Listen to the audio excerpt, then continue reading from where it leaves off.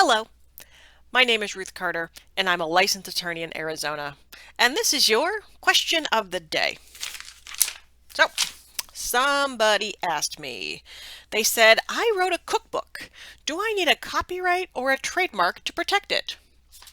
Good question.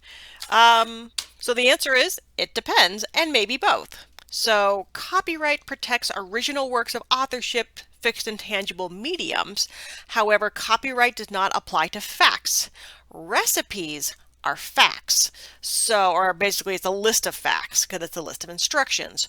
So there is no copyright in recipes themselves. However, there is copyright available in the arrangement of a collection of recipes and any content you put in between them, photos, things like that. So an entire cookbook could be protected with the copyright, which you can register with the U.S. Copyright Office.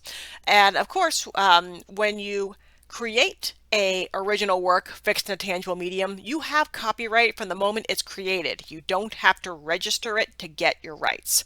So you already have potentially copyright in place.